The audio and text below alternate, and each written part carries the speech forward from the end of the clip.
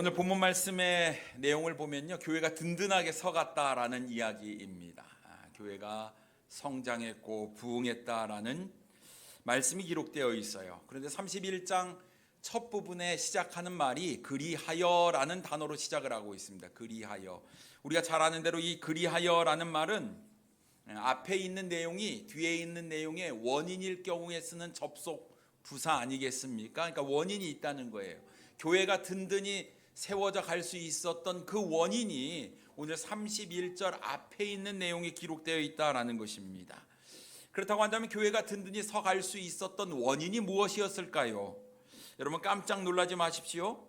교회가 든든히 서갈 수 있었던 그 원인은 평안도 아니었고 즐거운 일도 아니었다라는 사실입니다. 바로 핍박이었어요. 핍박. 교회가 핍박을 받았는데 교회가 든든히 서갈 수 있었다고요? 여러분 이해가 잘 되지가 않습니다. 그렇다면 오늘 본문이 기록된 배경, 그 앞에 있는 내용이 무엇인지 우리가 살펴봐야 하리라고 믿습니다. 여러분 오늘 본문에 나오는 사울이라는 사람은 우리가 잘 아는 사도 바울을 의미합니다. 예수님 믿기 전에 그의 이름을 사울이라고 불렸는데요, 다메섹에 있는 유대인들이 이 사울을 죽이기로 공모를 했어요. 왜냐하면 이 유대인들이 사울을 죽이려고 혈안이 되어 있었던 것은 사울이라는 사람이 예수를 그리스도라 전하면서 다녔기 때문이었습니다. 그 앞에 있는 22절 말씀에 보면 사울은 힘을 더 얻어 예수를 그리스도라 증언하여 다메섹에 사는 유대인들을 당혹하게 하니라 라고 말씀하고 있습니다. 사울은 율법에 있어서는 흠이 없는 사람이었습니다. 바리새인 중에 바리새인이었어요. 그렇기 때문에 유대교에 따르면 자신이 그리스도, 자신이 메시아라고 이야기하는 예수, 이 예수가 문제였습니다. 그래서 예수님을 믿고 따르는 사람들을 잡아 죽이기 위해서 그는 자원해서 다메섹으로 가게 되었습니다. 그런데 이 다메섹이라는 도시로 가는 도중에 예수님을 만나게 되지요. 그래서 그가 구원을 받게 됩니다. 뿐만 아니라 이방인의 사도로 소명까지 받게 되었어요. 예수님을 만난 다음에 이 사울의 삶은 완전히 달라졌습니다. 그 전까지 내 삶이 옳다고 믿었거든요. 자신의 믿음, 자신의 신념, 내 철학, 이것대로 살아가는 것이 옳은 삶이었다고 그는 자부하면서 살았는데 예수님을 만나고 나니까 내 삶이 잘못됐다는 것을 그제서야 깨달았다라는 거예요. 예수님밖에 없는 겁니다. 그러니까 자신의 인생이 잘못된 인생, 무의미한 인생을 살아온 거죠. 그래서 예수님을 만난 다음에 그의 삶이 180도 완전히 변화가 된 겁니다. 전에는 예수님 믿는 사람을 잡아다가 옥에 가두고 죽이는 일에 자신의 삶을 들였는데 이제는 예수님을 만난 다음에 자신이 예수님을 증거하는 복음을 전하는 삶으로 바뀌었다라는 사실이에요. 사울이 예수님을 믿고 복음을 전하려고 하자 핍박이 주어지게 되었습니다. 핍박이 이뿐만이 아니었어요. 사울을 죽이기로 공모했던 유대인들이 이제는 사울을 죽이려고 이제 실행에 옮겼다라는 사실입니다. 23절 24절 말씀에 보면 여러 날이 지남에 유대인들이 사울 죽이기를 공모하더니 그 계교가 사울에게 알려지니라. 그들이 그를 죽이려고 밤낮으로 성문까지 지키거늘이라고 말씀하고 있습니다. 이제 사울을 만나기만 하면 잡아다가 죽이겠다라는 것이죠. 그래서 사울은 밤에 광주리를 타고 가까스로 성을 벗어나는 그런 위험천만한 일을 겪게 되었습니다. 근데 이 사울이요, 그런 위험 가운데 도망을 갔지만 복음을 전하는 일을 그칠 수가 없었다라는 거예요. 그래서 예루살렘에 가서 또 복음을 전하기 시작했습니다. 담대히 예수 그리스도를 증거했더니 이번에는요 헬라파 유대인들이 이 사울을 죽이려고 하는 거였어요.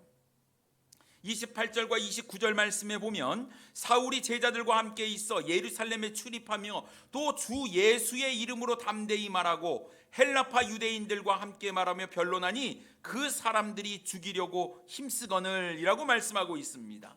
자, 이런 핍박이 있었다라는 얘기가 오늘 본문 31절 앞에 기록된 이야기입니다. 그리고 31절에 와서 뭐라고 시작한다고요? 그리하여. 여러분 우리가 교회가 교회다운 일을 하고 성도가 성도다운 역할을 잘 감당하고 하나님의 자녀가 하나님의 자녀답게 살면 뭐가 있습니까? 핍박이 있대요. 핍박이 없다 이렇게 얘기하지 않고 핍박이 있다 이렇게 이야기를 합니다. 그렇다고 한다면 여러분, 정말 놀라운 것은 이런 어려운 상황과 환경 가운데서, 핍박 가운데서 교회가 든든히 세워져 갔다라는 겁니다. 오늘 우리는 본문 말씀을 통해서 든든히 서가는 교회라는 제목으로 함께 은혜를 나누기를 원합니다. 첫째로 든든히 서가는 교회는 성숙한 교회입니다. 성숙한 교회. 여러분, 어떤 모습이 성숙하다 이렇게 볼 수가 있을까요? 어렵고 힘든 상황 가운데서도 평안하고 흔들림이 없을 때 성숙하다 이런 얘기를 합니다. 여러분, 아이가 성숙하지 못하는 것은요, 참을성이 없어요. 더우면 덥다 짜증내고, 추우면 춥다 짜증내고, 배부르면 배불러다 짜증내고, 배고프면 배고프다고 짜증내고, 반찬이 많이 있어도 먹을 것이 없다고 짜증내고, 아이들의 모습은 그렇습니다. 그런데 여러분, 성숙할수록 어떡하죠? 그럴 수도 있지, 얼마나 수고했어. 오늘 점심 맛있었습니까? 진짜 맛있었습니다. 진짜 맛있었습니다. 참, 우리가 3박 4일 이제 전국 목회자 친교회를 앞두고 우리 자매님들이 열심히 간식도 준비하시고 그러는데, 또 교회 생일이라고 또 식사를 준비하는데 얼마나 진수성찬으로 잘 준비하셨는지 너무나 맛있었습니다. 여러분, 커피 드셨습니까? 커피 다 드셨어요? 오늘 커피가 보통 커피가 아닌데 혹시 무슨 커피인지 아셨습니까? 그거 뭐 별다방 그거 아시네요? 그 고급 커피입니다. 그리고 청년부가 이번에 아주 여러분들을 귀하게 대접을 했습니다. 근데 커피 맛을 잘 모르는 사람은 뭐 그 커피나 이 커피나 자판기 커피나 똑같다 이렇게 생각할지 수준이 다른 겁니다. 수준이. 네, 귀한 헌신에 너무나 감사를 드립니다.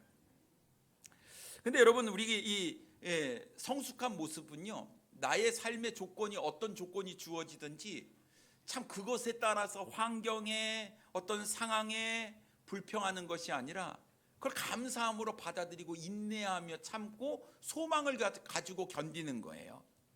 31절 전반부에 보면 이렇게 기록하고 있습니다. 그리하여 온 유대와 갈릴리와 사마리아 교회가 평안하여 든든히 서가고 라고 말씀하고 있어요.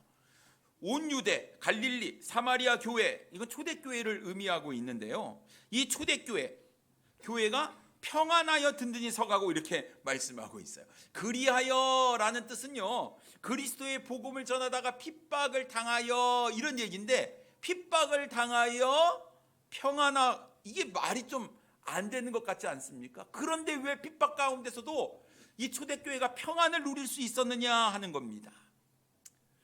여러분, 주님께서 말씀하시길 아무것도 염려하지 말라 이래 말씀하셨습니다. 주님께서 우리에게 평안을 주시는데 내가 주는 평안은 세상이 주는 평안하고는 비교할 수가 없다 이래 말씀하셨습니다. 여러분, 초대교회가 하나님의 교회로, 하나님의 말씀대로, 복음대로 자기에게 주신 그 역할을 잘 감당하는데 핍박이 온 거예요. 흔들리지 않는 거예요. 변질되지 않았습니다. 그래, 사탄은 늘 교회를 공격하지.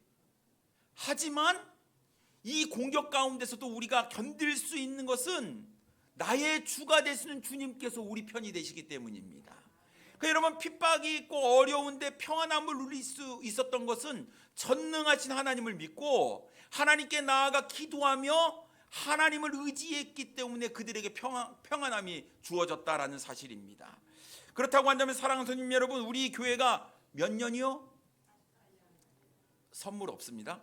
48년 됐는데, 여러분, 우리 교회가 지금까지 이렇게 설 수 있었던 것, 여러분, 핍박이 없었을까요? 고난이 없었을까요?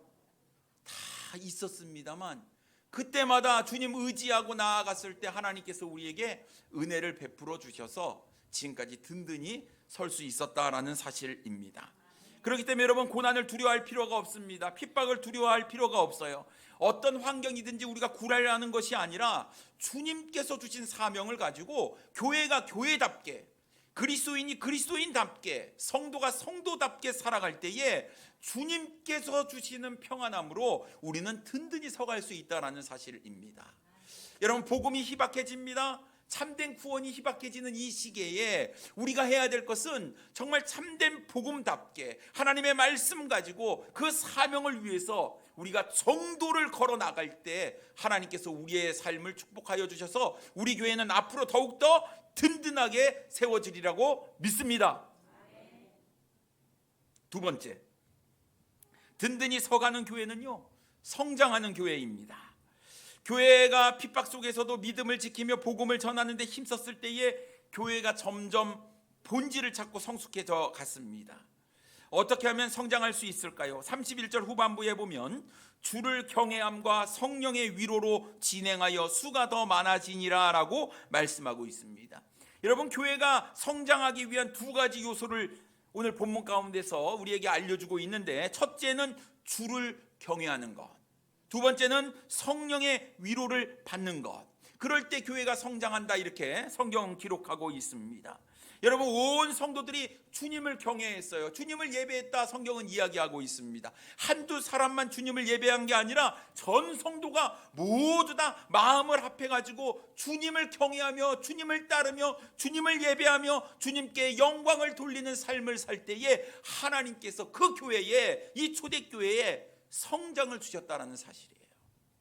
그렇다고 한다면 여러분, 우리의 삶의 목적도 변해야 하는 거예요. 이제는 주님을 예배하는 삶을 살아야 되리라고 믿습니다. 그럴 때 주님께서 우리를 성장시키고 부흥시켜 주신다고 말씀하고 있는 것입니다.